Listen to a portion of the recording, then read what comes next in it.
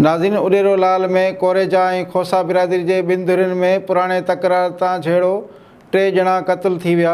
Uderolal village थाणे जी हद में ॻोठ दरिया खान ॾांहुं रिवासी 2 पोरेतनि जा लाश केले जे फसल मां हथ आया आहिनि।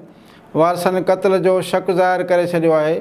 रिपोर्टर मूजिबि कोरेजा बिरादरी जा 3 नौजवान नज़ीर वलद बुढो कोरेजो, मुमताज़ वलद सोढो कोरेजो खे खोसा बिरादरी जा माण्हू क़त्ल करे फ़रार थी विया आहिनि। जॾहिं त हद जी पुलिस वाक़े वारे हंधि पहुची लाश पोस्टमार्टम लाइ इस्पताल खणाए आई। जॾहिं त rural health centre Uderolal station में डॉक्टर न हुजण जे करे मक़तूलनि जे लाशनि खे मटियारी खणाए विया। क़त्ल थी वियल पोरेतनि जे वारसनि जो चवणु आहे त असांजा 2 नौजवान राति जो पाणीअ जे वारे ते विया हुआ, जिन जा अॼु सुबुह जो लाश केले जे फसल मां हथ आया आहिनि।